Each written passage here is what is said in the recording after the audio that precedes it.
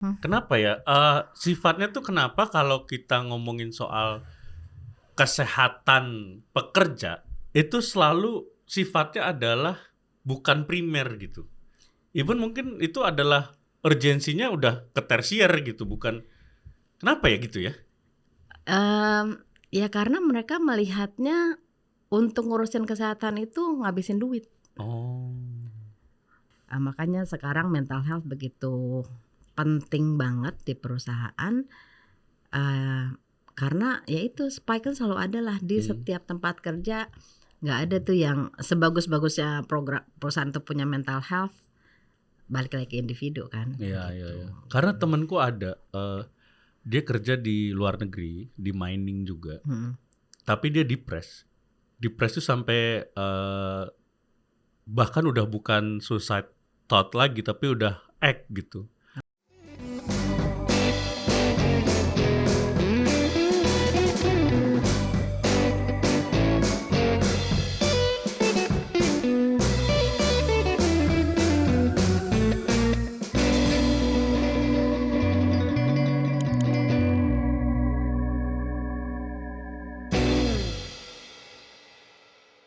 Kembali lagi Sobat Nadir di Nadir Podcast episode terbaru. Terima kasih untuk kamu yang selalu hadir nontonin kita di saat banyak sekali berita-berita kocak di negara ini. Anda nonton channel yang benar karena di sini kita akan ya sedikit banyak mencoba mengisi hari-hari kamu. Mungkin hari-hari kamu lagi berat, lagi sulit, lagi kenapa kayak dunia ini tidak baik untukku gitu. Nah, di sini kamu akan mendengarkan cerita-cerita luar biasa dari tamu-tamu yang hadir ke Nadir Podcast. Dan juga saya mau mengucapkan terima kasih seperti biasa untuk Kaukus Masyarakat Peduli Kesehatan Jiwa yang sudah mensupport selalu Nadir Podcast ini sehingga bisa terus hadir dengan cerita-cerita yang luar biasa. Kali ini Sobat Nadir, saya sudah kedatangan salah satu orang yang luar biasa juga. Saya udah kenal beliau, tapi saya belum bisa melabeli sebagai teman saya. Takutnya sayanya kegeeran. Ya, sayanya nganggap teman, tapi beliaunya, enggak, kita nggak temenan. Ini dia seseorang yang luar biasa, Dokter Ade. Halo, Luar selamat biasa. siang. Jadi sebagai background story Sobat Nadir, Dokter Ade ini adalah consultant occupational health. Apa itu, Dok? Oke, karena saya sudah baru saja pensiun dari satu posisi di pemerintahan untuk mengelola kesehatan kerja. Jadi saat ini saya bekerja mandiri tentu saja sebagai konsultan untuk bidang kesehatan kerja. Bagaimana pelaksanaan kesehatan kerja yang seharusnya dilakukan Lakukan. oleh pemilik perusahaan. Oh, dan negara dong tentu saja. Atau enggak ya? Negara membuat aturan Negara. dan ya semua badan negara juga wajib mempunyai program kesehatan kerja sebenarnya. Sebenarnya saya tuh udah beberapa kali ketemu Dokter Ade, mungkin 2 atau 3 kali ya, Dok ya. Di yang kesempatan terakhir waktu itu di peluncuran buku dari teman kita Dokter Ray, itu lumayan intens tuh ngobrolnya. Dan kalau ketemu Dokter Ade ini aku jadi kenapa bawaannya pengen nyentil-nyentil terus ya. Sebenarnya punya masalah-masalah terpendam yang nggak Iya berani dikeluarin, gitu. tapi ya anyway. Aku tuh seneng kalau ketemu ketemu orang-orang tamu-tamu yang punya cerita banyak gitu, pengalaman apalagi berkaitan dengan kebijakan-kebijakan gitu. Jadi enak saya sebagai pelawak nembak-nembak. Enak ininya ya, Iya, nyentil-nyentilnya. nyentil-nyentilnya. Oke. Tapi sebelum kita lanjut, Dokter Ade gimana? Tadi kan soal kesehatan kerja. Jadi Dokter Ade ini sudah berkecimpung di atau keilmuan tentang kesehatan kerja. Kita mulai dari ini deh. Di Indonesia, sepengalaman Dokter Ade gitu ya, pernah di perusahaan juga dan pernah di regulator juga gitu. Bagaimana kesehatan kerja di kalangan pekerja kita? Kalau boleh dibilang sih optimisnya itu sudah terdengar. Oh, Gitu ya. baru ya. Sudah terdengar dan sudah diatur. Oke. Artinya pemerintah sudah mengatur pelaksanaannya nih. Nah sekarang kan selalu yang kita lihat bagaimana implementasinya. Betul. Di semua peraturan yang ada tuh pasti kan pertanyaannya emang udah jalanin belum sih? Nah, Gitu kan. aturan mah gak ada yang salah di Indonesia mah, Betul, toh bikin aturan. lengkap lah pokoknya ya. Jadi memang itu juga yang akhirnya saya sangat beruntung. 15 tahun saya sebelum pensiun ini saya bekerja sebagai dokter di industri hulu migas. Ya kan, hulu migas itu artinya dari mulai eksplorasi sampai produksi. Ya. Nah, kemudian kebetulan juga bahwa industri hulu migas ini industri yang high risk kan gitu. Jadi yang juga referensinya juga dunia. Jadi istilahnya orang-orang luar pun kalau mau investasi produksi migas di Indonesia, mereka ngelihat safety-nya dulu dong, mereka ngelihat health-nya dulu dong. Iya, betul. Jadi artinya perusahaan-perusahaan di sini kesehatan kerjanya harus bagus sistemnya di hulu migas, sehingga saya memang beruntung bekerja di tempat yang pemilik perusahaannya sadar bahwa itu penting. Jadi saya ngerjainnya juga enak tuh, udah yang sama atasnya, visinya lah gitu ya. Bahwa mereka sudah sadar pekerja tuh harus sehat. Terserah lu gimana bikinnya supaya pekerja gua sehat gitu. Nah, tapi ternyata di luar sana sayangnya begitu saya mulai mendalami kesehatan kerja, itu akhirnya saya ngerasa beruntung. Karena di luar sana strugglingnya luar biasa, boro-boro mikirin ngasih helm aja, atau ngasih safety shoes aja, atau ngasih masker deh, ya kan gitu. Jadi ya kalau karyawannya kemudian sakit, ya udah cari yang lain gitu. Iya sih, semudah itu ya. Semudah itu. Apalagi kenapa sih? Silakan. Apalagi kalau pekerja-pekerja pabrik yang memang orientasinya produksi, ya kan. Yang mungkin dokternya juga selalu bicara gitu loh. Kalau misalnya untuk izin mompa ASI aja dianggap nggak produktif. Padahal itu hak loh. Iya, gitu. benar. Kayak gitu. Jadi kesadaran di kenapa luar ya dok ya? Kenapa ya? Sifatnya tuh kenapa kalau kita ngomongin soal kesehatan pekerja itu selalu sifatnya adalah bukan primer gitu. Even mungkin itu adalah urgensinya udah ke tersier gitu, bukan. Kenapa ya gitu ya? Ya karena mereka melihatnya untuk ngurusin kesehatan itu ngabisin duit. Gitu. Dan emang besar sebenarnya.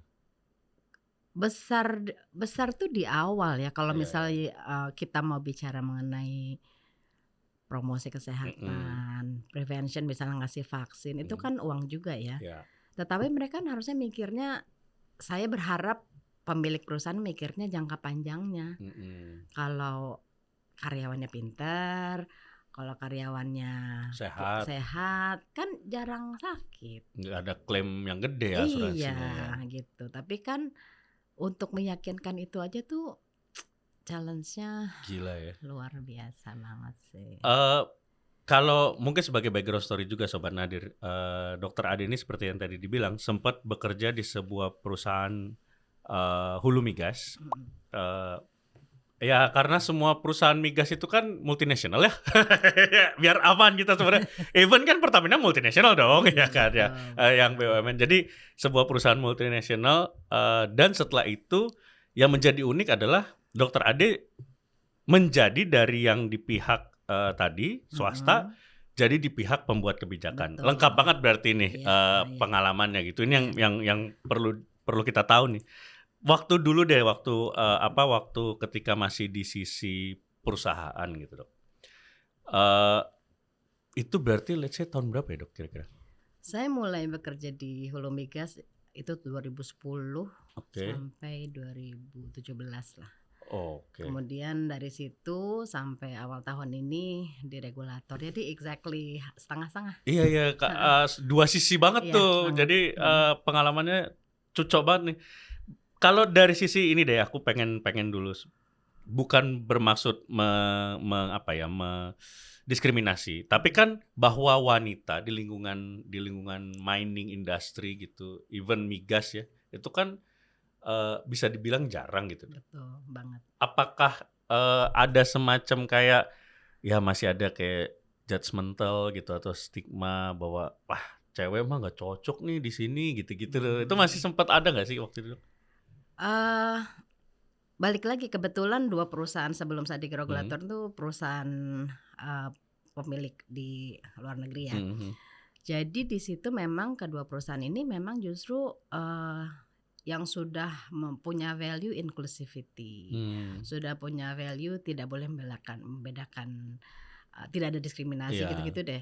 Jadi alhamdulillah saya tidak merasakan itu. Di sisi lain justru saya memanfaatkan kewanitaan saya untuk bisa appeal sama manajer sama atasan bahwa kesehatan kerja ini penting loh misalnya. Jadi pola komunikasinya menurut saya sebagai perempuan malah diuntungkan.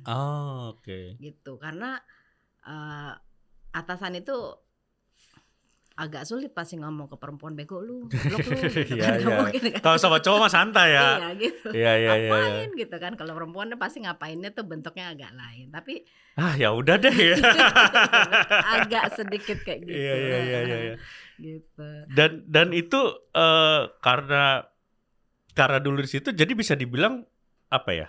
Ketika memang perusahaan sudah melek terhadap kayak diversity terus tentang kesehatan pekerja gitu. Itu emang secara ini terbukti ya bahwa jadinya ya productivity-nya naik gitu terus. Banget ya. Jadi balik lagi yang kemudian perjalanan pekerjaan saya itu jadi saya nganggap bahwa beginilah seharusnya kesehatan kerja dilaksanakan. Tidak hanya fisik tapi juga kesehatan mental. Di sana juga ada namanya Employee Assistance Program. Jadi kita mendatangkan psikolog ke lokasi terpencil untuk memberikan kesadaran gitu. Karena kan orang ini ninggalin keluarganya ya untuk kerja ya, dan betul-betul remote yang makan di sit. Jadi orang bilang kayak keluarga kedua tuh teman-teman kerja itu. Kalau dia akrab, kalau enggak kan jadi sumber stres. Iya benar. Ya kan? Benar. Kemudian juga banyak juga riwayat-riwayat misalnya saya sendirilah ngalamin. Kalau dulu begitu saya sebelum rotasi seminggu sebelumnya itu anak saya tuh tiba-tiba tuh selalu lebih pengen nempel gitu karena dia ngitung hari ya, mama 7 hari lagi berangkat atau 6 hari. Jadi isu perpisahan sama anak yang masih kecil juga itu juga suatu beban sumber stres kan. Jadi nah itu yang kemudian diajarkan oleh perusahaan bagaimana nanganin itu supaya tetap produktif, bahwa keluarga Anda juga kita protect loh gitu gitu. Mostly apa dok kalau bisa dibilang problems ya terkait dengan mental health di teman-teman pekerja di khususnya misalnya offshore kayak atau di tengah hutan gitu. Mostly apa mental health issue? Sumber utama sih biasanya memang kalau di tempat kerja ya sumber stres itu paling banyak adalah hubungan antar pekerja atau dengan atasan. Personal issue itu pasti ada juga, cuman biasanya kalau sudah di tempat kerja justru diajarkan bagaimana ya udah yang ada di rumah itu bukan ditinggalkan tetapi juga diventilasikan lah oleh ke expert dan lain-lain kayak gitu. Tapi ya gitu kalau misalnya sebelum berangkat berantem dulu sama istri dulu atau apa atau ya pasti akan berpengaruh tuh ke kerja kalau di site kayak gitu. Loneliness gitu termasuk hal yang umum terjadi. Definitely. Iya ya. Definitely gitu. Ngobrolnya sama kucing hutan. Babi hutan masih banyak pasti itu. Enggak, karena kita isolated, adanya buaya. Itu mah di mana-mana ada buaya, Pak Dok. Ya, di CFD juga banyak tuh. ngajak lari ujung-ujung makan kupat tahu biasanya.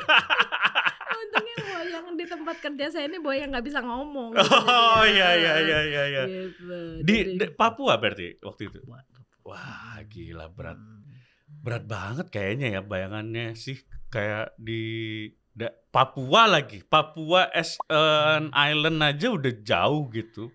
Tapi itulah hebatnya tempat kerja yang waktu itu tempat saya kerja, dia betul-betul menciptakan tempat kerja seperti tempat yang nyaman lah. Gitu. Ya, jadi apalagi saya kerja di klinik, kita satu rotasi itu ada like 15 orang gitu ya. Itu udah kayak saudara jadinya gitu loh. Berapa bulan di site, berapa? Saya waktu itu 4 minggu di site, 4 minggu off. Oke. Gitu. Tapi kalau loneliness sih pasti ada ya, kalau orang berkeluarga tuh pasti ninggalin keluarga nggak pernah berhenti dari guilty feeling, apalagi ibu. Iyalah, gitu ya. Kemudian dengan judgmentalnya para laki-laki yang pasti ada, misalnya lu rela lu ninggalin anak lu sebulan gitu loh, ibu macam apa, kayak gitu itu pasti ada lah. Tapi balik lagi ya, tidak ada satupun yang orang yang tahu dalamnya kita why we did that gitu kan. Tapi ngapain juga aku jelasin ke dia, ya udah it's my choice gitu. Di sebuah perusahaan yang sudah melek tentang kesehatan jiwa, tentang kesehatan kerja gitu, tensionnya dailynya tuh tetap tinggi kah atau spike-nya lah, kadang-kadang kan ya namanya kayak gitu kan, serangan tuh kan gak ada rumus ya dok ya, kadang-kadang ada yang bahkan sampai ada yang bilang pekerja di dunia mining ini well paid but with high risk gitu. High risknya dalam artian ya dari sisi nyawanya, terus juga dari sisi ya tadi kebosanannya, lonelinessnya gitu. Itu masih terjadikah gitu spike itu? Pasti sampai sekarang, apalagi ya sampai sekarang dengan mulai generasi milenial, Gen Z gitu, yang dimana kalau menurut banyak teori gitu, prioritinya juga sudah berbeda dibandingin Gen X seperti saya gitu ya. Resilience-nya, ketahanan mentalnya pasti akan beda gitu. Iya sih.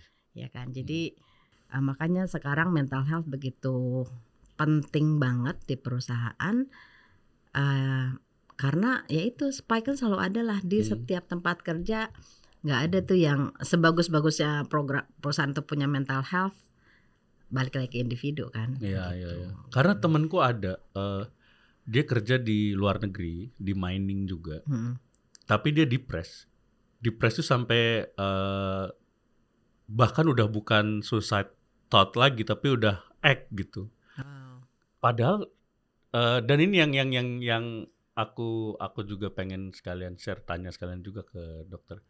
Dia tuh justru ketika merasa gue harus belajar serius biar kerjaan gue oke, gaji gue bagus, tapi ternyata begitu gue dapet gaji gue bagus, kerja di luar negeri, kok ternyata itu nggak membahagiakan orang tua gue gitu. Nah itu kayak gitu tuh ada loh ternyata itu. Gila loh itu, kayak ini kan ironis ya dok ya. Kenapa bisa terjadi ya kayak gitu-gitu ya? Balik lagi saya sekarang, Mas Randy jadi Mas Randy kan semua kan terbentuk dari sejarah pertumbuhan, situasi keluarga gitu ya. Tandanya kan kalau di kasus yang tadi itu dia doesn't feel appreciated. Yang dia pikir orang tuanya itu akan appreciate dia kalau dia dapat uang banyak. Mungkin sebenarnya bukan itu yang dibutuhin orang tuanya, misalnya mungkin kedekatan, mungkin saya nggak tahu, mesti banyak digali gitu ya, di setiap kasus gitu. Kita juga punya sih kayak kasus overboard, orangnya baik-baik aja hari-hari, tiba-tiba nyemplung aja ke laut terus hilang gitu. Ada gitu. Jadi kita juga punya kasus-kasus di hulu migas kan, kita juga di laut gitu ya. Terus ya baik-baik aja, kemudian kasus suicide juga ada. Begitu digali ya ternyata istrinya selingkuh pada saat dia on duty gitu loh. Gitu. Jadi memang pastilah ada background. Nah itulah background itu yang kemudian harus di screening tuh oleh perusahaan sebelum berangkat, kondisi mentalnya baik atau enggak gitu. Jadi kita punya, kalau mungkin di beberapa pembicaraan sebelumnya tuh ada tools ya, ada screening kan untuk pekerja. Jadi di hulu migas itu memang salah satu pemeriksaan kesehatan kerja adalah screening itu gitu. Jadi bahkan ada satu perusahaan yang inisiatif melakukan screening itu like every 2 weeks atau every sebelum naik ke site gitu ya. Ya, karena screening itu bertanya sering pusing atau nggak, mual atau ada gejala-gejala psikosomatis karena masalah mental gitu. Jadi kalau ternyata dari screening itu lagi ada masalah nih, ya udah nggak boleh naik gitu. Jadi tapi balik lagi ternyata pada saat saya mulai bekerja di regulator, jadi kan kacamata saya tuh 2 perusahaan ini yang memang sudah pelaksanaan sudah bagus ya. Jadi saya pikir itulah hulu migas di Indonesia gitu loh. Begitu saya regulator, ternyata gapnya begini. Ternyata tentu tidak. Jadi akhirnya wah ini saya mesti banyak yang saya perbaiki nih gitu loh. Setidaknya di lingkungan yang bisa saya kontrol di hulu migas ada standar lah untuk memperkecil gap tersebut. Artinya mental health menjadi suatu program yang wajib gitu loh. Sebelum nyenggol ke kita masuk ke yang tadi sisi regulator yang tentu akan seru ya kita bahas di situ. Aku jadi masih pengen cerita yang bagian tadi di hulu migas itu sebagai biar jadi semacam kayak benchmarknya lah gitu ya, Dok, kayak obrolan kita di episode ini. Sebagai sebuah benchmark ideal gitu di perusahaan ini, itu kan ada yang ada yang offshore, ada yang di site yang di remote area, let's say di darat gitu ya. Betul. Ada juga ya office ya juga ada gitu. Karakteristik keadaan kesehatan jiwanya itu di tiap area itu beda-beda nggak? Ada yang uniknya nggak gitu misalnya? Apa kalau yang sini biasanya karakternya misalnya kalau yang di laut keras misalnya atau apa gitu-gitu kedetek nggak? Harus ada screeningnya kan, karena setiap individu itu kan punya karakter. Kalau Mas Hendy pernah kenal ada merah, kuning, hijau, biru gitu ya. Itu balik lagi perusahaan mau nggak tahu itu gitu loh. Jadi istilah dulu kalau kita misalnya seseorang pekerja disuruh bekerja di scaffolding, bekerja di ketinggian, hygrophobia menjadi salah satu nilai fit to work. Kalau lo takut ketinggian nggak boleh kerja sebagai scaffolding, gitu kan kayak gitu. Atau kerja untuk di confined space gitu loh. Itu juga ditanya tuh takut dalam ruang tertutup atau enggak. Itu kan salah satu fit to work gitu ya. Nah jadi kalau misalnya untuk masalah unik dari Sabang Merauke, tentu saja setiap budaya mempunyai keunikan tersendiri gitu loh. Di beberapa area tekanan dari masyarakat sekitar itu juga menjadi stressor sendiri gitu loh, ya kan gitu. Jadi misalnya pada mungkin nggak cuma hulu migas, saya yakin perusahaan-perusahaan lain juga ya di beberapa area yang nepotismenya kuat banget gitu ya. Jadi penerimaan pegawai itu ya kalau bukan putra daerah, exactly. Tapi memang lokal konten kan menjadi suatu kewajiban ya untuk mengembangkan lokal. Tapi balik lagi pemerataan kompetensi itu kan menjadi PR besar gitu. Dan mungkin juga seharusnya ya kayaknya regulator di Indonesia tuh bikin kebijakan untuk perusahaan-perusahaan multinasional yang ada di sebuah area, dia bukan cuman sumbangsihnya bukan cuman pajak gitu, bukan cuman ke society-nya bukan cuman narik jadi karyawan, tapi menurutku kayak perlu tanggung jawab pendidikan deh. Kayak mereka bikin sekolah yang gratis, kayak yang murah gitu ya. Bikin sekolah tapi jangan yang mahal. Kalau bikin sekolah mahal ya bukan warga lagi yang ini kan. Kayak perlu deh itu untuk pemerataannya kayaknya. Ya zaman dulu tuh sebenarnya kayak Caltex lah ya. Kita nyebut merek jadinya nih. Kayak di dulu zaman Caltex kan dia bikin sekolah juga kan, bikin sekolah untuk masyarakat, bikin rumah sakit untuk masyarakat. Itu juga sebenarnya juga salah satu bentuk dari tetapi balik lagi kewajiban itu dipenuhnya sebesar apa sih, karena di dalam peraturan juga kan meleverage kemampuan masyarakat sekitar dari pendidikan, kesehatan dan lain-lain, itu kan menjadi kewajiban juga. Oh udah ada di aturannya Dok ya? Di AMDAL kan untuk semua CSR itu ada tuh kewajibannya gitu. Iya. Berarti bagus sebenarnya, cuman kan balik lagi aplikasinya ya. Iya betul, aplikasi dan kesadaran dari si pemilik perusahaan. Iya. Gitu. Nah sekarang kita akan menuju ke pengalaman Dokter Ade ketika di regulator. Ini yang menarik nih. Jadi sebagai gambaran mungkin bisa diceritain ke Sobat Nadir yang nonton ini dokter ya. Apa sih waktu itu yang menjadi ruang lingkup ketika di regulator tuh, apakah ngurusin apa sampai mana gitu-gitu, gimana tuh? Kalau regulator tentunya memastikan regulasinya implemented ya. Nah sekarang pertanyaannya, regulasi udah ada atau belum? Ya kan? Jadi pemerintah sudah ada tapi saat itu very basic. Pokoknya hanya program A, B, C, D lah, dari promotif, preventif, pengobatan sampai rehabilitasi.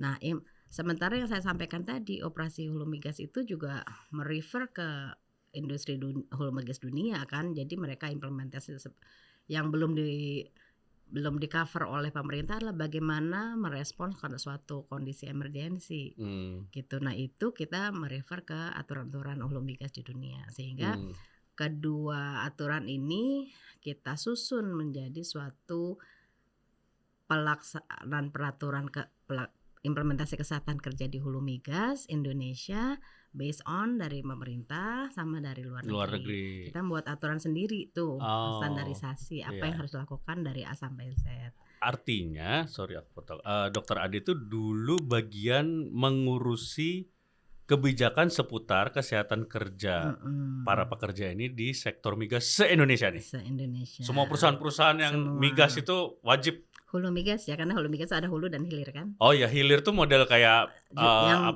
distribusi kayak tong bensin. Iya. Itu hilir. Distribusi udah jadi bagian distribusinya ke masyarakat atau itu hilir. Itu hilir. Nah, ini khusus hulu. Ya, betul. Pada waktu itu berarti tahun 2017. Ya. 2017 sampai terakhir kemarin baru 2025. Baik, kasih kita gambaran dok. Dulu waktu pertama kali di 2017 itu gimana sih kondisinya? Sudah bagus sih, karena sudah bagus. Jadi saya menata lebih rapih aja. Jadi memang saat itu tuh baru dibuat aturan mengenai kesehatan. Dulu tuh ada namanya K2, hanya keselamatan kerja. Nah baru tahun 2018 ditambahkan kesehatan keselamatan kerja baru K3. Betul. Jadi disitulah kita rajin menulis gitu loh, apa-apa saja harus dilaksanakan gitu. Jadi yang dulu hanya berupa surat edaran gitu-gitu sekarang sudah dalam bentuk namanya pedoman data kerja gitu. Artinya sampai ke monitoring juga nggak dok waktu itu? Jelas. Iya kan? Apa yang waktu itu sempat termonitor kekocakan yang harusnya tidak terjadi? Loh. Ini tanpa membuka dapur. Iya. Tanpa menyebut perusahaan. Kan kita banyak perusahaan minyak, ada Pertamina, ada Mang Usep tukang bensin eceran. Ya mungkin sebagai gambaran aja kan, kayak perusahaan besar, perusahaan kecil. Tentu saja pelaksanaan programnya juga disesuaikan dengan kemampuan, ya kan.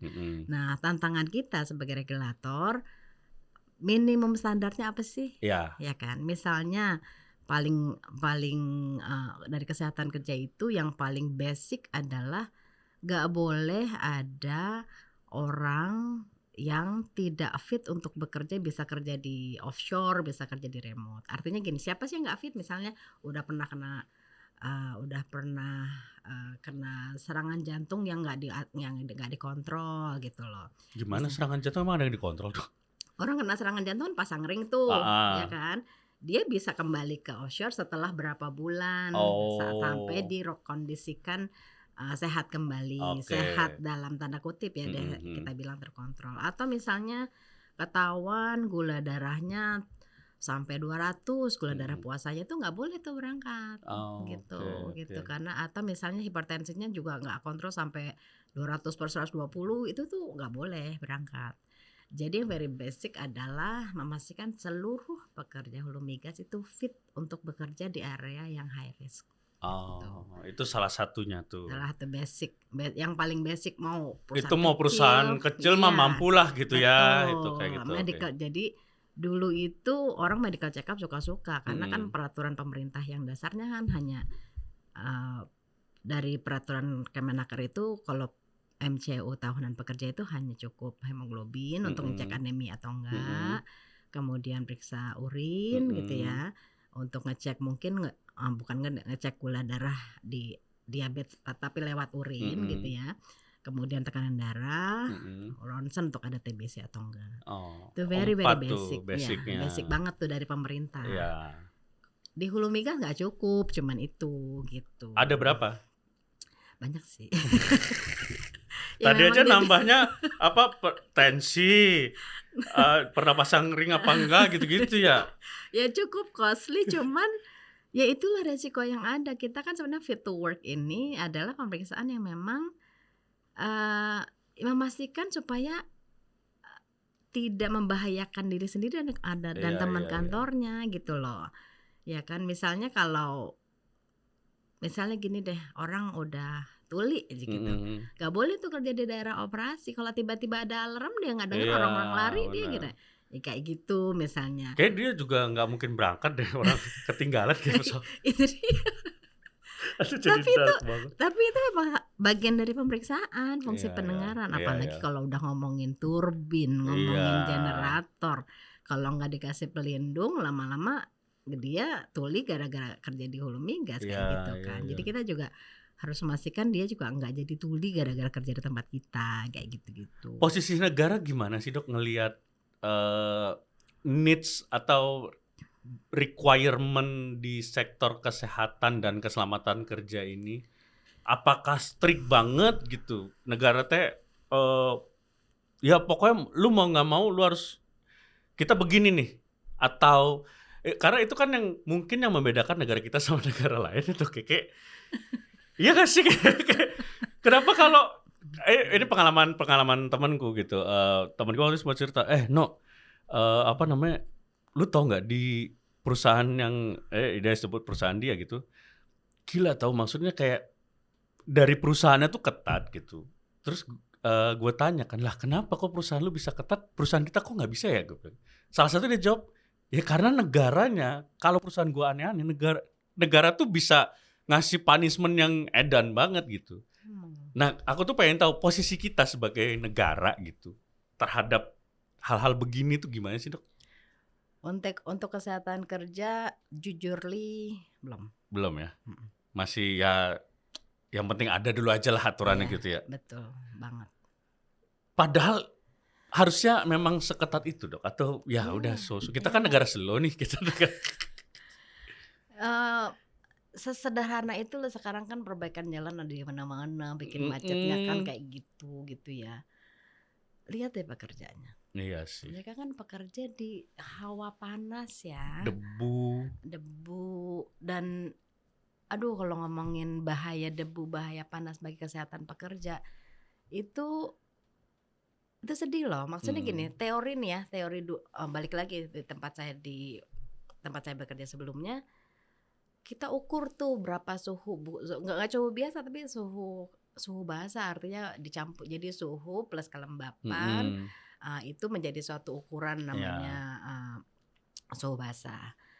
Kalau misal dia bekerja di suhu 31 derajat aja, dia dengan pekerjaan yang medium, artinya ngangkat barang, itu hanya boleh setengah jam. Setengah jam dia break, minum 5 menit baru kembali lagi. As simple as that. Terus dia harus dibekelin air minum, atau bahkan ada beberapa penelitian bilang ditambahin juga air mineral, air barion kan, yang untuk mengganti keringat yang keluar. Sesederhana itu aja negara kita tuh, kalau kita ngomong keluar lagi panas-panasnya 34, 35 loh, suhu biasanya aja ya. Terus es teh manis cekek aja cukup. Awal rokok yang penting. Betul gitu, belum terus ditambah polusinya gitu kan. Jadi saya sayang kembali lagi kita harus berkolaborasi dengan dunia pendidikan, yang artinya saya tuh penasaran orang-orang yang bekerja ini, dia nanti suatu saat dapat kanker paru di umur berapa kayak gitu. Atau misalnya dia gagal ginjal karena gak pernah minum selama bekerja di lapangan, itu kan juga salah satu dampak dampak kesehatan. Yang itu yang very simple untuk pekerja konstruksi yang memang juga termasuk high risk dari usaha padas dan debu gitu. Belum ngomongin kemarin ada satu kolega gitu ya, pas habis acara kita di sana tuh, habis acara di kakak gitu ya. Terus ketemulah sama tukang sampah, yang tukang mulung sampah. Terus, "Bapak ini APD-nya gimana gitu loh, kok ini sepatu botnya," karena kan pemulung sampah itu harus pakai sepatu bot tinggi karena kan ada bekas beling-beling apa gitu ya. Kalau kaleng-kaleng buka yang bisa melukai, jadi dia harus pakai sepatu boot untuk menjaga. Terus jawabannya apa? Ini saya dapat mulung dari sampah yang ada. Terus itu kewajiban siapa? Iya sih. Tapi ini maksudnya tukang sampah yang legal dari Pemprov? Iya. Oh, itu aja enggak ya? Dan sementara juga untuk sepatu boot itu kan juga ada umurnya. Iya benar. Nggak bisa tuh dipakai sekali beli seumur hidup. Iya, pelari aja lihat dong koleksinya. Iya. Iya gitu loh. Terus aduh apa belum kita ngomongin ke pekerja informal ya gitu. Jadi banyak sekali PR-nya. Jadi regulasinya ada, tapi ya siapa yang ngatur gitu loh. Saya kembali lagi beruntung karena di formal industry yang memang kesadaran kesehatan kerja tinggi gitu. Tapi emang gue ngebayangin jadi waktu itu ngobrol juga sama Prof Dewi, terus ngobrol sama Dr. Ray gitu, dan mostly sama semua expert di bidang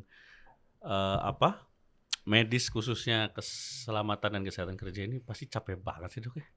Kayak prihatin. Iya maksudnya punya teorinya, tahu teorinya, punya caranya, tapi nggak bisa gitu. Kayak capek kan, kayak di dunia begitu kayak, ih anjir tiap hari kayak ngadepin. Itu kan kalau mikirin kayak kita mau save the world kan gitu loh. Jadi akhirnya supaya tidak kena mental health justru. Ya udah, jadi akhirnya sesuai dengan teori within our control aja dulu gitu loh. Gitu. Jadi ya mau diapain lagi gitu loh. Jadi sorry to say nih misalnya ya, regulator yang ada pun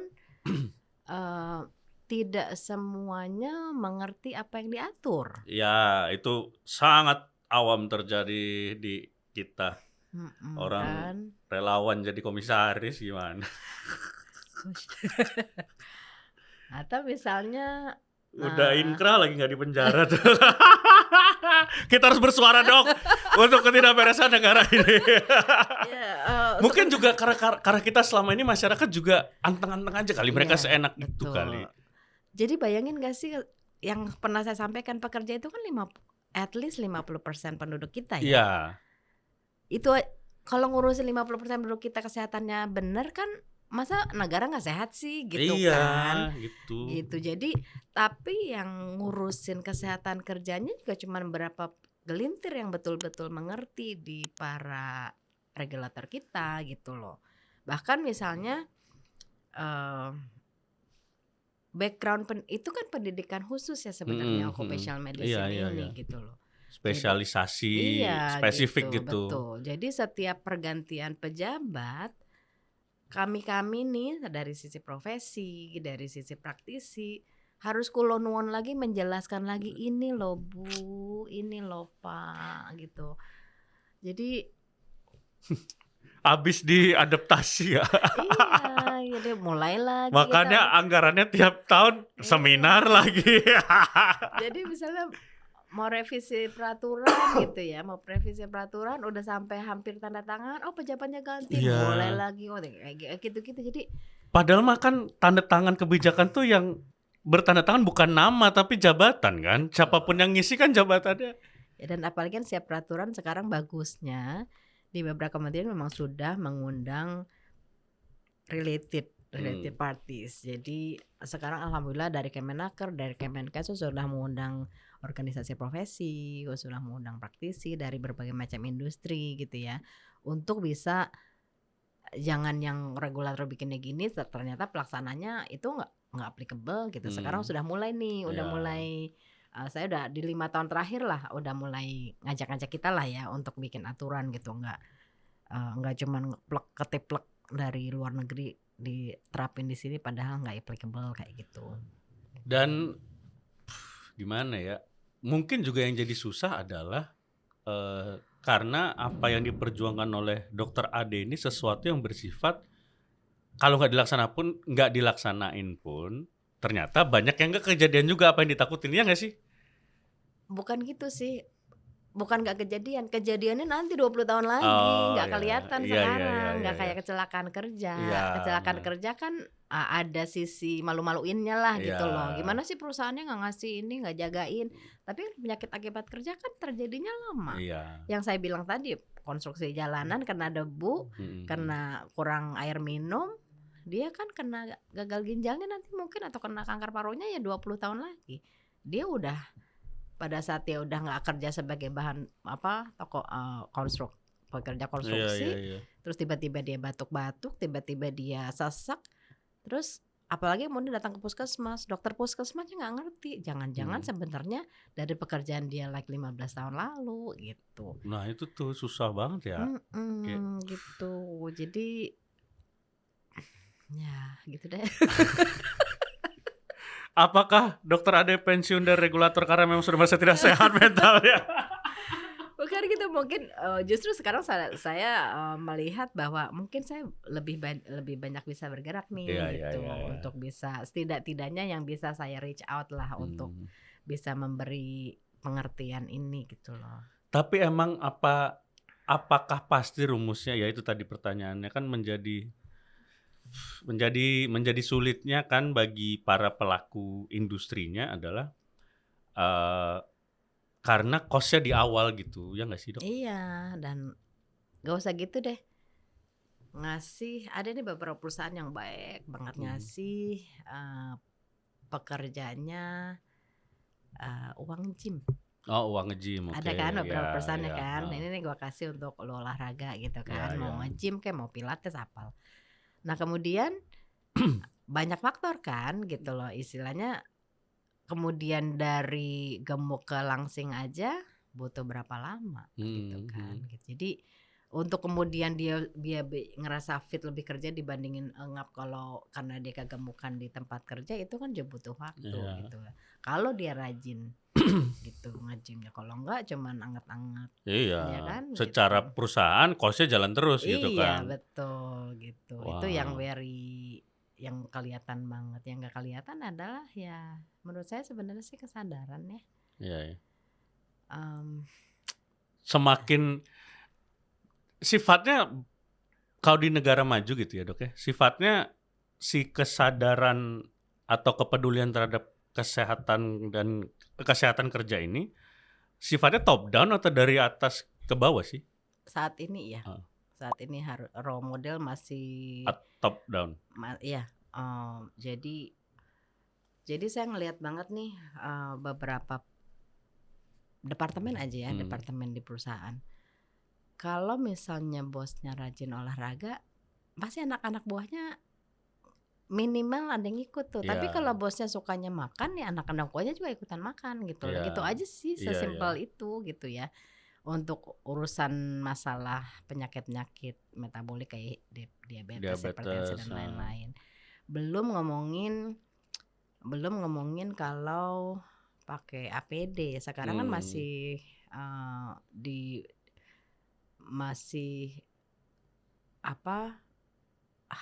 pakai punishment kan gitu.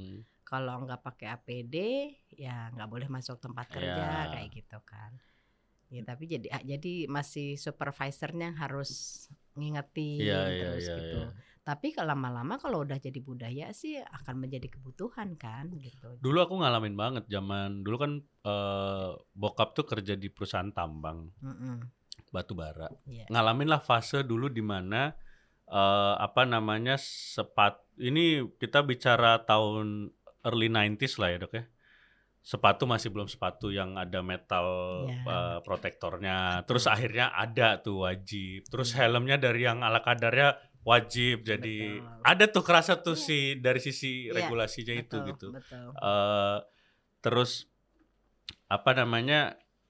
ya mudah-mudahan makin kesini makin makin kesadarannya makin ini ya dok ya. Karena kadang-kadang juga kalau benar sih gak usah lah di sektor migas yang jauh dari mata gitu. Yang tadi dokter kasih tahu kasus misalnya bangun infrastruktur yang mana itu pekerjaan pemerintahan aja, kepedulian juga masih kurang banget ya.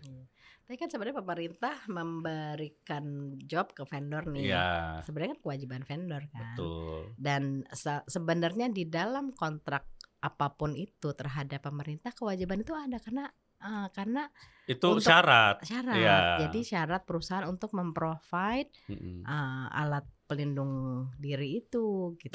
Sekarang aja banyak yang kantor alamatnya pas datengin kontrakan kan kosong. Boro-boro peduli apa-apa. Iya. Jadi saya pernah ke negara Middle East lah, ya kan. Jadi saya tinggal di hotel yang lantainya tuh lantai sampai 80. Pada saat datang itu ada pekerja-pekerja yang pakai untuk bersihin jendela. Jendela luar ya. Jendela luar. Itu tuh hanya pakai sling gitu kan gitu. Cuman ya minumnya tuh banyak gitu loh. Jadi itu kan juga perhatian ya. Lu mau naik ke atas daripada naik turun minum ya udah dikasih jaket. Vestnya juga udah vest yang ada AC-nya gitu loh. Aneh banget. Kalau di kita mah ada orang bangun LRT pakai ada AC-nya nggak pulang dok. Dia mah tidur di. Jadi ada beberapa fan di dalam jaket vestnya itu untuk menurunkan suhu panas. Kemudian di kita kayaknya kali takut angin duduk. Iya duduknya di mana-mana. Jadi kesadarannya kayak sampai kayak gitu. Jadi makanya tadi bilang ke helm sekarang udah ada yang udah berkembang terus safety shoes ada metalnya. Sekarang tuh malah helm itu sekarang udah banyak sensor lah, sensor panas, sensor bising. Itu tuh di dalam satu helm tuh dikasih segala macam alat sekarang. Jadi digitalisasi dan teknologi inovasi pada APD itu sekarang gila banget sih, keren banget. Iya, ya sama kayak jam dokter itu kan bisa. Sekarang harusnya sih bisa di pekerja high risk sih harusnya bisa ya, ada sensor-sensor itu ya. Tapi duit semua dong. Iya, mehong. Lalu kalau pertanyaan aku adalah jadi apa yang harus dilakukan gitu untuk menuju kondisi ideal seperti di luar negeri kayak tadi gitu? Apa sih yang mereka lakukan dulu sehingga mereka bisa kejadian di situ yang sampai sekarang kita nggak bisa lakuin gitu dok? Dua arah. Jadi pertama tentu saja saya melihatnya tetap harus ada regulasi dan supervisi pada implementasi.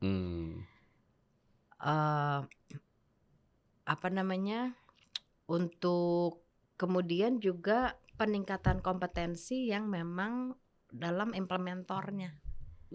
Gitu. Jadi kalau seperti saya waktu di Hulu Migas, saya akan lebih mudah berkomunikasi pada perusahaan yang punya dokter.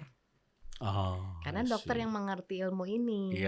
Mungkin orang safety, orang ini ngerti, tapi once dampak pajanan terhadap badan kan dokter yang ngerti.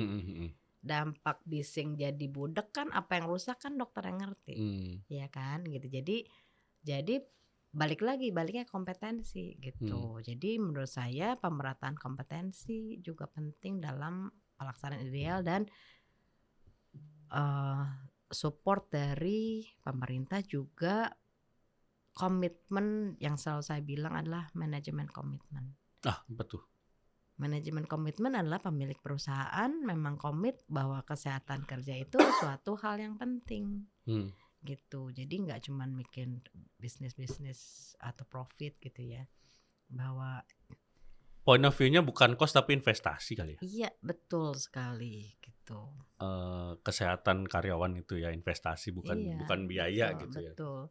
Di Amerika sendiri juga punya masalah yang besar sih, terutama pada informal, pada farmers mereka, pada fishermen mereka juga itu saya bilang unexposed worker gitu ya. Jadi belum ada regulator implementasi terhadap regulasi, padahal bahayanya juga lebih besar gitu. Jadi mungkin yang negara-negara justru yang kayak Singapura yang lebih yang manageable lah jumlah Kecil penduduknya lah, juga ya gitu. Lah gimana nelayan Amerika masih rentan, gimana nelayan kita kalau begitu? Serius, beneran. Kita sampai punya webinar ngebahas fisherman dan ternyata apa bahaya-bahaya okupasi di informal sector di sana juga masalah. Iyalah, maksudnya Imigran dari workers. sisi gross ton kapal aja gitu. Di luar kan kalau misalnya kalau kita nonton di Yang ikan-ikan itu. ikan itu kan yang wild fishing apa-apa kan Iya, mereka kapalnya udah mereka udah juga pakai pakai vest kan di untuk kita pakai rakit dok masih. Gimana terus pernah berarti kan selain memang sulit mengimplementasikannya dari sisi ke pemilik perusahaan, tadi juga pemerintah juga dari sisi supervisinya juga kurang. Nah, dari sisi subjeknya juga kan sulit. Iya. Ya kan kayak tadi aku contoh nelayan atau pekerja konstruksi. Nah, itu gimana tiga pihak, tiga-tiganya? Kalau jadi dulu kalau Pemprov DKI itu punya kayak binaan-binaan sektor informal. Kayak di puskesmas di dekat Tanjung Priok sana tuh mereka memberikan edukasi kepada nelayan-nelayan gitu loh. Jadi ada tuh program edukasi rutin, kemudian pemeriksaan rutin. Tapi ya memang belum merata di seluruh Indonesia yang dinas kesehatannya agak perhatian lah gitu. Tapi ngefek waktu yang di puskesmas Tanjung Priok itu setelah ada penyuluhan segala macam tuh ngefek ke nelayannya, jadi lebih sehat kah, jadi lebih aman kah? Saya belum tahu informasinya, tapi kita punya teman yang bekerja di dinas kesehatan mungkin lebih tahu ya. Tapi saya tahu ada program itu, gitu. Karena memang sebenarnya yang sektor informal itu adalah tanggung jawab puskesmas, karena mereka kan kayak tukang bakso, siapa sih yang mikirin? Yang beli di mana dia sekarang ya? Atau tukang kopi keliling deh itu Starling gitu kan. Itu high risk gak sih? Panas-panas udah gitu, kemudian belum dia kalau kecelakaan kerjanya ketumpahan air panas. Itu kan kecelakaan kerja loh. Iya. Itu kan terus sebenarnya BPJS Naker tuh bisa itu kalau dia patah tulang lagi naik sepeda ketabrak gitu. Benar. Itu kan masuk kecelakaan kerja. Iya, itu ada tuh BPU tuh, bukan penerima upah. Aku juga masuk BPU. Dulu klien aku BPJS kerja, jadi tahu. Tapi itu juga, nah aku jadi keinget lagi. Itu jadi salah satu progres juga tuh. Sekarang kalau kita lihat di tempat konstruksi atau pasti ada dilindungi oleh BPJS Tenagakerjaan. Dulu nggak ada kan? Itu satu hal tuh yang udah kayak progres lah itu. Itu dan menurut saya itu pelaksanaan regulasi yang wajib dilakukan oleh setiap pemilik perusahaan. Jadi menyetor untuk premi BPJS Naker dan BPJS Kesehatan. Itu bisa dilakukan karena mursidah dok. Dibanding helm ada sensor, rompi ada AC. Iya, betul. Nah jadi memang, itulah yang saya bilang bedanya keselamatan kerja, di mana kalau kecelakaan kerja langsung kelihatan kan. Impact-nya. Nah kalau penyakit akibat kerja tuh lama gitu. Makanya Indonesia itu penyakit akibat kerjanya very underreported. Wah, iya lagi. Compared to Malaysia, Filipina, jauh banget. Kasih kita gambaran dong gimana di sana. Yang terjadi itu sehingga bisa dibilang kita ketinggalan jauh tuh, contohnya apa? Aku nggak ada bayangan sama sekali. Jadi kan kalau slogan dari kesehatan K3 ya, K3 itu adalah mencegah kecelakaan kerja dan penyakit akibat kerja. Itu udah tulis di semua regulasi. Nah sehingga ada Kemenaker itu kan membuat zero accident campaign gitu ya. Nah, tetapi penyakit akibat kerja ini saat ini karena ini baru, kalau ini pendapat pribadi ya, itu masih dianggap memalukannya seperti kecelakaan kerja. Bukannya bagus ya kalau itu jadi? Exactly. Makanya kembali lagi, yang saya lakukan di 2 tahun terakhir sebelum saya pensiun, di Hulu Migas ini saya menerapkan siapa yang melaporkan kita kasih apresiasi piagam. Karena artinya dokter di situ, perawat di situ mampu mendiagnosis. Jadi dibalik. Nah sekarang ini karena penyakit akibat kerja ini masih dianggap suatu hal yang harus zero kayak kecelakaan kerja, jadi pada nggak berani. Gitu loh. Lah gitu. jadi salah kaprah ya. Iya, gemesnya tuh gemes. Aneh banget nih orang Indonesia, sumpah. Bingung gua. Jadi kita terapin nih sampai betul-betul kita bilang waktu sebagai saya kerja. Sorry aku harus foto karena tiba-tiba ada kepikiran kemarin.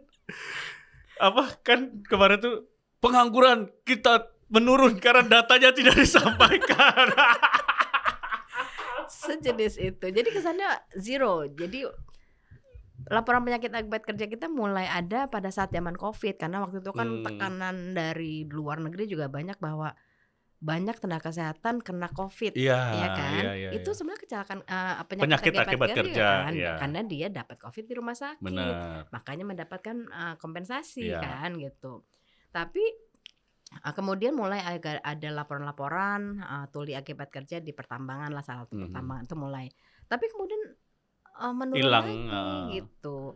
Nah kalau di luar negeri itu saya lihat adalah sistemnya memang jadi kalau di Malaysia aja ya, di Malaysia itu sampai nggak cuma harus dokter yang laporin, dokter, perawat, owner perusahaan itu boleh ngelaporin, tapi kemudian ada badan yang menyaring bener nggak laporan ini, jadi mereview karena memang ada step-step untuk menentukan diagnosis penyakit akibat kerja yang sekarang peraturannya sebenarnya sudah ada gitu ya.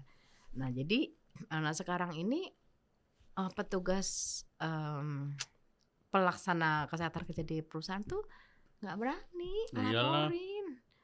Sebenarnya as simple as that, orang sakit pinggang ditanya aja kerjaannya lo ngangkat-ngangkat berat nggak? Jangan-jangan dari pekerjaan. Atau misalnya yang paling banyak itu ya itu tuli lah yang karena yang paling terlihat jelas-jelas udah menurun, pernah di audiometri juga udah kelihatan penurunan pendengaran. Tapi ya kemudian ini susah sih diagnosisnya, kita nggak tahu riwayat kerjanya, ya udah didiemin, padahal kan hak kerja untuk mendapatkan kompensasi loh kalau dia tulinya turun berapa persen, dia tuh bisa diganti karena dianggap kecacatan gitu. Aku ada ide dok untuk bikin satu sektor industri sebagai benchmark. Apa? Untuk penyakit akibat kerja, sound horrek dok. Coba pasti itu banyak. Bener itu itu pasti Thomas Alva Edison yang tidak tidur seminggu itu yang matanya sampai itu, coba dah mulai budek kayak dia. Tapi bener loh, itu bener. Iya loh. Iya banget. Riding the wave tuh, viral gampang. Iya betul. Jadi padahal itu kan gini nih, bising yang dianggap sudah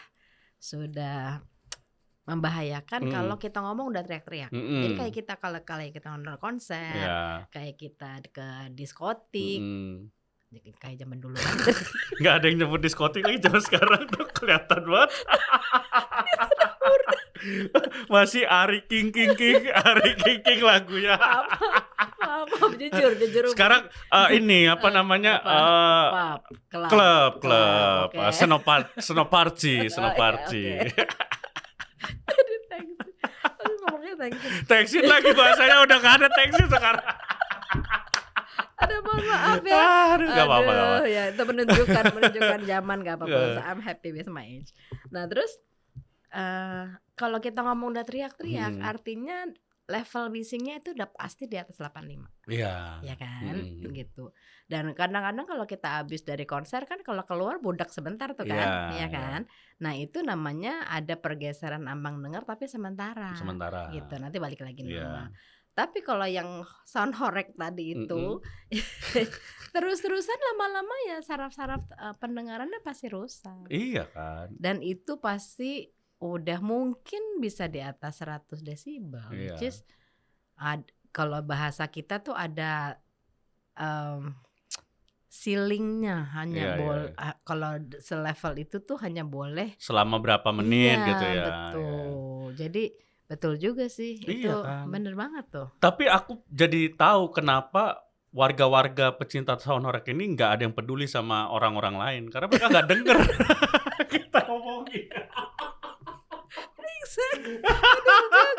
Iya kan? Iya. Hah? Kita semua heboh saudara. Hah? Benar-benar.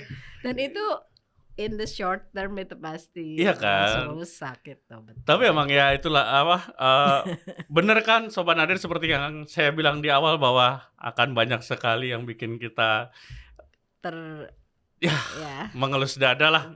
Ternyata memang ini baru dari satu sektor kecil dalam sebuah fragmen negara ya. Gimana sektor lain yang jauh lebih kocak-kocak juga banyak sekali. So tadi dari Dr. Ade bilang intinya adalah kolaborasi lah ya. Betul. Kolaborasi lintas sektoral, dari sisi regulator ya, dari sisi pemiliknya, dan bahkan dari sisi karyawannya juga. Banget ya. Harus.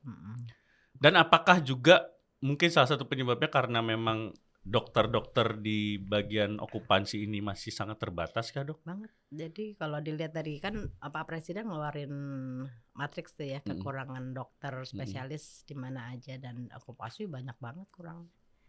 Idealnya tuh per jumlah penduduk berapa banding berapa sih rasanya?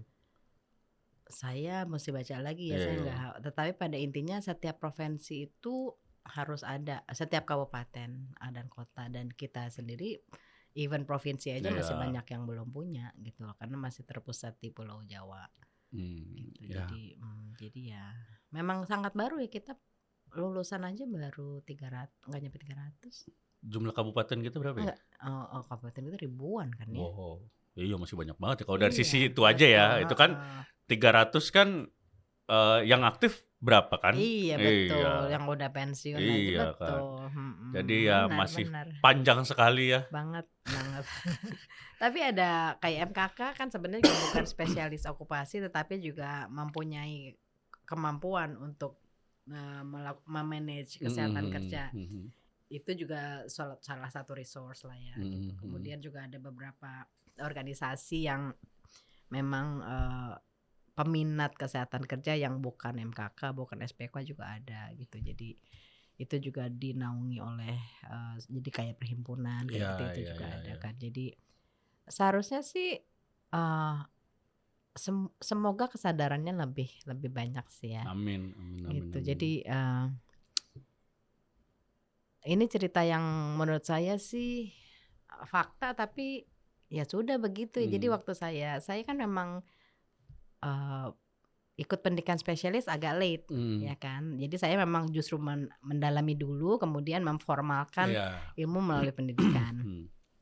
Jadi saya tuh lulus spesialis okupasi zamannya COVID ya kan. Jadi wisudanya tuh di rumah pakai green screen gitu kan. Angkatan COVID. Ya angkatan COVID gitu. Nah terus jadi kita pasang tuh di YouTube-nya, ditaruh di TV di rumah gitu kan. Jadi ada ibu saya, ada kakak saya gitu kan. Nah terus akhirnya diumumin kan, penyakit, dokter penyakit dalam, dokter A, dokter B, gitu.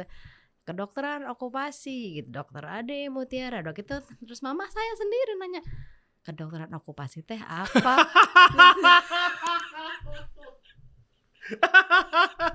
Jadi itulah gambaran seasing apa gitu loh Mas. Maksudnya ibu saya tahu saya sekolah, ibu saya tahu bahwa saya menempuh suatu pendidikan spesialis, tapi begitu saya lulus itu ditulis kedokteran okupasi, kedokteran okupasi teh apa? Ya udah, jadi saya ya udah, kalau orang lain nggak ngerti nggak apa-apa kok, ibu saya juga. Seangkatan yang sudah berapa, Dok? Waktu itu 12. Oh 12 ya. Ya oke lah untuk. Dulu jurusan aku S1 fisika matematika tuh jurusannya di Unpar angkatan aku 1 orang. Serius. Mahasiswa barunya 1 orang. Dia ketua himpunan, dia kalau mau nitip absen ke diri dia sendiri. Iya betul, nggak bisa nitip absen. Itu setahun nggak ada kerja kelompok. Iya betul, kerja individu all the time. Luar biasa, keren. Dokter Ade, terima kasih luar biasa, banyak sekali insight-insight yang kita dapetin dari pengalaman yang luar biasa dari Dokter Ade. Kan bener Sobat Nadir, banyak sekali hal yang harus dilakukan oleh negara ini ya. Tapi ini ada bingkisan dari kita Dokter Ade ini. Ada sebuah buku berjudul Bicara pada Kertas Putih, pengalaman melawan titik terendah dengan obrolin aja. Jadi ini adalah buku yang ditulis oleh salah satu inisiator juga dari Kaukus Keswa, Ibu Christine Sama. Wow, tentang cerita-cerita dari narasumber yang pernah datang di episode-episode dulu. Ini kan udah 3 tahun nih gitu. Keren. Jadi itu ya mudah-mudahan bisa mengisi dikala pusing ya menghadapi negara ini. Betul. Aku punya satu pertanyaan terakhir. Yeah. Ini yang aku tanyain juga ke semua tamu di sini. Boleh dijelasin kenapanya atau enggak dijelasin juga nggak apa-apa. Pertanyaannya adalah, apakah Dokter Ade bahagia dengan hidup sekarang? At this point, yes, saya bahagia. Mau dijelasin nggak kenapanya atau enggak? Oke, kenapa saya bahagia? Saya merasa saya berhasil melewati titik terendah saya, gitu. Jadi apapun hasilnya, karena saya sudah memberikan yang terbaik dari semua ujian ya. Saya nggak bilang cobaan ya, diuji kan, kita diuji untuk naik tingkat lah, naik kelas. Rasanya at this point saya banyak lulusnya, gitu loh. Pasti banyak hal sekali yang harus dicapai, tetapi setidaknya anak-anak saya alhamdulillah sudah selesai sekolah, kemudian juga saya pensiun juga meninggalkan sesuatu yang semoga baik gitu ya. Jadi dan saya masih punya banyak ya cukup optimis lah ke depan gitu ya. Jadi kalau boleh ditanya, I'm happy. Luar biasa. Terima kasih Dokter Ade udah datang ke Nadir. Tetap semangat berjuang untuk Indonesia yang lebih baik ya Dok ya. Kayaknya mendingan jadi caleg dah. Enggak. Malah saya stres nanti. Oh iya ya, malah stres ya. Aduh. Karena saya masih tukang protes. Saya tuh kalau ngomong enggak ya enggak. Oh, kalau ngomong enggak ya enggak. Jadi saya orang yang tidak peduli kalau orang nggak suka saya. Itu dia. Itu penting tuh, punya integritas, punya prinsip. Iya, jadi itu yang menyebabkan pensiun dari yang kemarin. Terima kasih Sobat Nadir yang udah nonton episode kali ini. Terima kasih juga untuk Kaukus Keswa dan juga kamu semua yang udah nonton Sobat Nadir episode kita kali ini. Kita ketemu lagi di Nadir Podcast selanjutnya. Dadah.